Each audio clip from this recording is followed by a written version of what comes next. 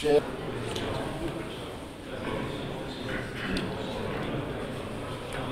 Et c'est inacceptable que cette violence s'oriente contre la police. Une violence qui est inacceptable à un moment comme celui-ci. Nous savons tous qu'on est dans une période difficile, nous savons tous que dans les soins, c'est vraiment tout le monde donne le meilleur de soi-même. Ce qu'on a vu hier, ça n'a rien à voir avec la liberté, ça n'a rien à voir avec la liberté individuelle, c'est devenu tout simplement un comportement purement criminel. Et c'est clair que nos services de sécurité, nos services de police vont tout faire pour baser par exemple sur des images caméra pour identifier quelles sont les personnes qui ont incité à cette violence. Ce week-end encore, la colère des pêcheurs français qui ont le sentiment. Il y a des évolutions, mais je le dis tout de suite, en matière de licence, elles sont encore insuffisantes.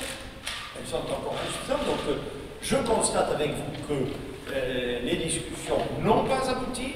Nous devons donc, la Commission européenne doit veiller de la façon la plus ferme, la plus énergique et c'est d'ailleurs ce qu'a dit ce matin même Thierry Breton, à ce que les choses progressent et vous pouvez compter sur la détermination du gouvernement français à l'endroit de la Commission européenne et à l'endroit du partenaire britannique pour qu'encore une fois les engagements souscrits soient respectés.